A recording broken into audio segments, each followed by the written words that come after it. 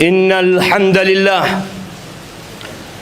نحمده ونستعينه ونستغفره ونعوذ بالله من شرور أنفسنا وسيئات أعمالنا. من يهد الله فلا مضل له ومن يضلل فلا هادي له. وأشهد أن لا إله إلا الله وحده لا شريك له. وأشهد أن محمدًا عبده ورسوله وحبيبه وخليله صلوات ربي وسلامه وبركاته عليه وعلى آله وأصحابه أجمعين. أما بعد، فيا عباد الله، أوصيكم ونفسي بتقوى الله فقد فاز المتقون. قال الله تبارك وتعالى في القرآن العظيم: يا أيها الذين آمنوا اتقوا الله حق تقاته ولا تموتن إلا وأنتم مسلمون. Wahai orang-orang yang bertakwa, wahai orang-orang yang beriman, bertakwalah kalian kepada Allah dengan sebenar-benarnya takwa. Dan janganlah kalian mati kecuali dalam kondisi Islam. Seringkali kita mendengarkan nasihat itu. Seringkali wasiat itu disampaikan bahkan menjadi salah satu rukun dalam khutbah Jumat. Tapi apakah kita berubah, jemaah? Kita belajar bertahun-tahun, kita menuntut ilmu. Kajian demi kajian, kitab demi kitab kita baca, ayat demi ayat kita hafal, hadis demi hadis kita syarah dan kita fahami.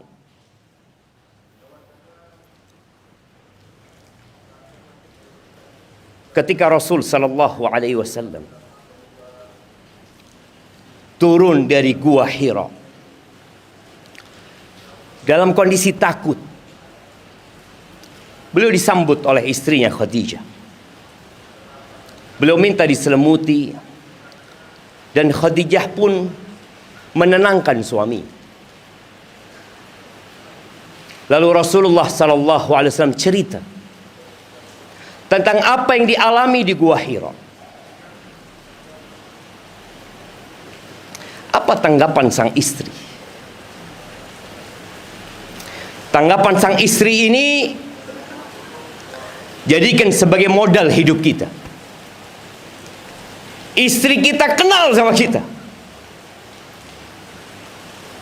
Khadijah radhiyallahu taala anha menyebutkan 6 kriteria dari suami. Apakah kita punya 6 kriteria tersebut? Kata Khadijah, kalla abshir wallahi la yukhzika Allahu abada. Enggak mungkin. Bergembiralah engkau, kata. Demi Allah, tidak mungkin Allah menghinakanmu. Kenapa Allah tidak menghinakan beliau, jemaah? Maka mulai Khadijah menyebutkan kriteria tersebut. Fa wallahi innaka la tasilur rahim. Demi Allah, engkau adalah orang yang pandai menyambung rahim. Itu Rasul SAW sebelum jadi nabi.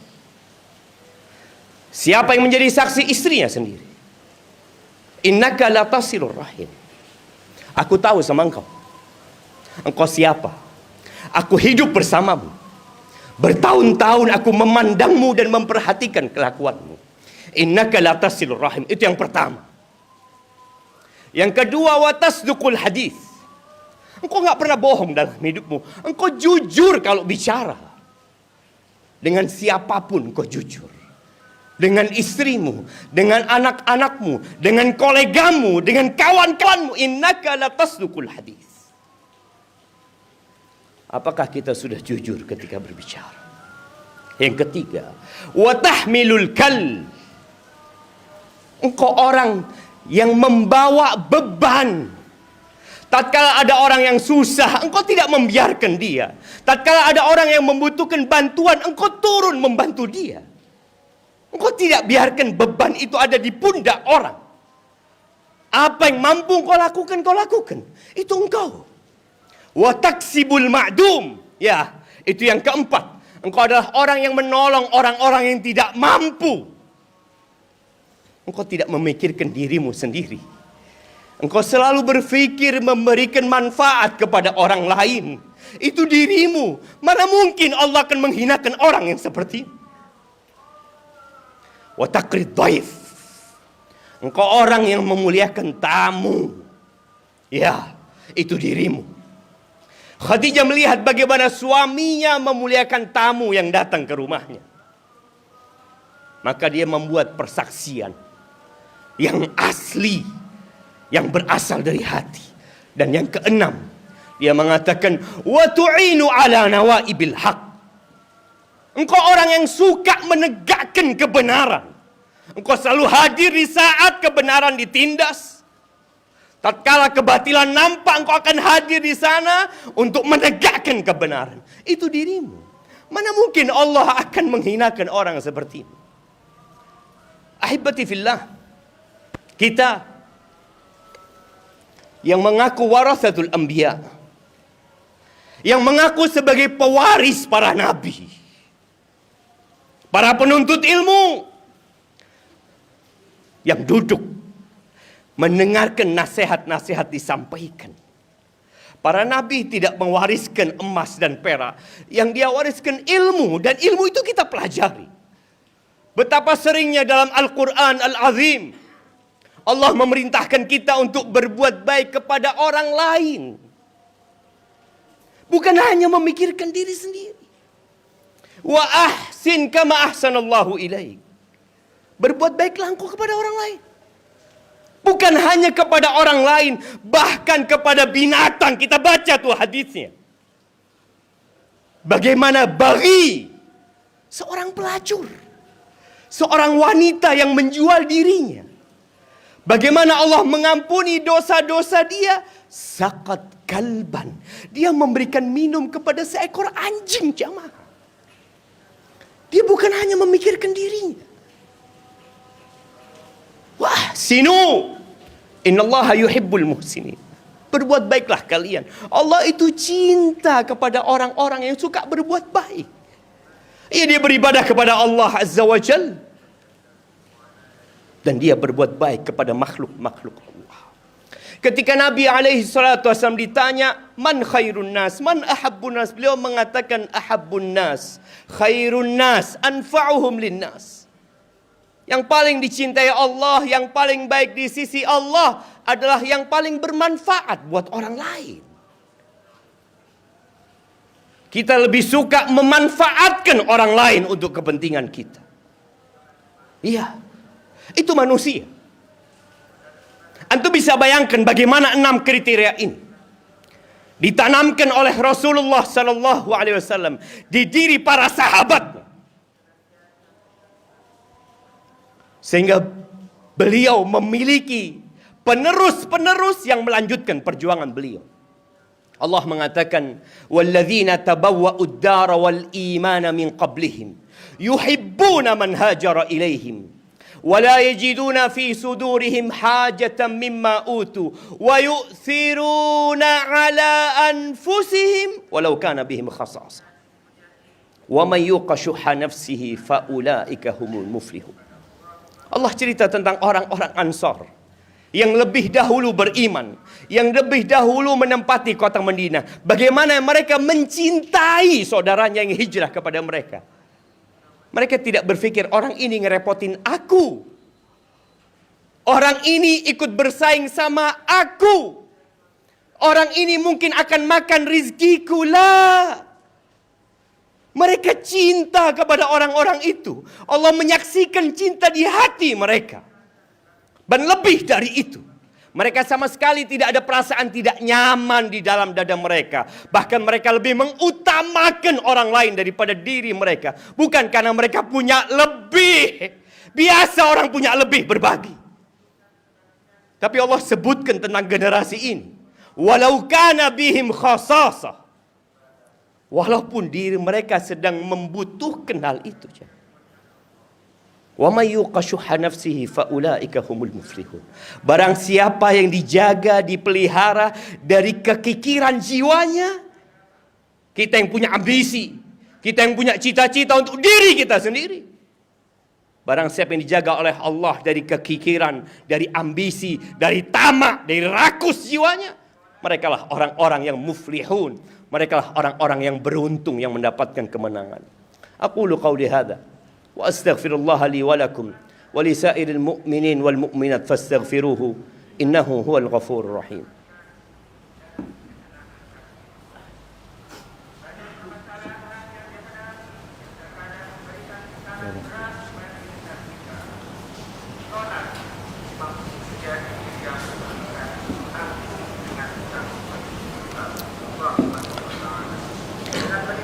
Alhamdulillahi wa kafa. Wassalatu wassalamu ala nabiyil mustafa Muhammad ibn Abdullah wa ala alihi wa ashabihi wa man iqtafa, amma ba'd. Ahibati fillah. Kenapa setelah bertahun-tahun sebagian kita belum bisa menjadi orang yang memberikan manfaat kepada orang lain? Bahkan ada yang jadi benalu di masyarakat. Benalu di rumahnya sendiri. Terkadang kita tidak berusaha. Kita pikir cukup belajar. Cukup belajar, cukup membaca, cukup menghafal, cukup lulus ujian, kemudian engkau akan jadi orang baik. Lah. Engkau perlu berjuang. Engkau perlu berusaha. Itu para sahabat Nabi berjuang dan berusaha. Di ayat tadi yang kita baca, tatkala Allah mensifati orang-orang Ansar, Allah menyebutkan mereka berbagi dengan harta mereka. Mereka berusaha sekuat tenaga mereka. Siapa yang tidak cinta sama harta? Siapa, jemaah? Siapa yang tidak cinta dengan kedudukan dan jabatannya? Siapa? Kita semua cinta. Mereka pun cinta. Tapi mereka berusaha memerangi diri mereka. Berbagi dengan apa yang mereka miliki. Itu yang pertama. Mereka berusaha. Dan yang kedua, berdoa mohon sama Allah Azza wa Jalla. Karena yang dapat menyelamatkan kita pada hakikatnya dari kekikiran jiwa kita adalah Allah.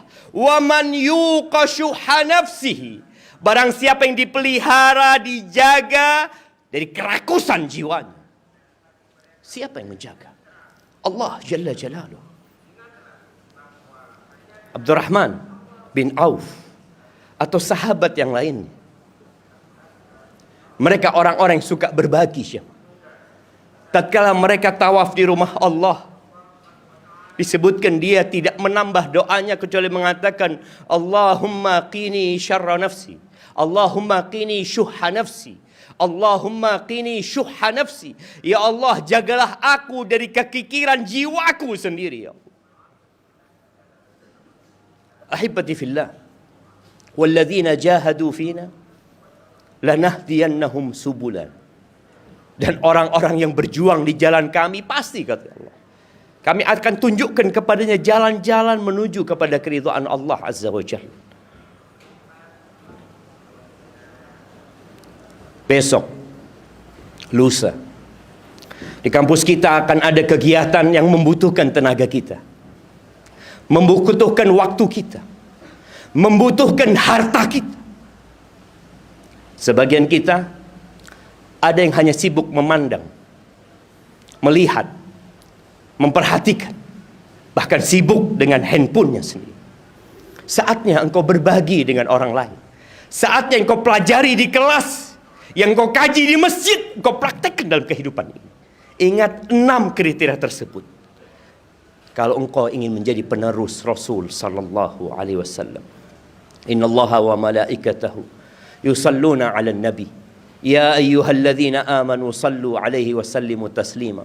Allahumma salli wa sallim wa zid wa barik wa an'im 'ala 'abdika wa rasulika sayyidina wa maulana Muhammadin wa 'ala alihi wa ashabihi ajma'in.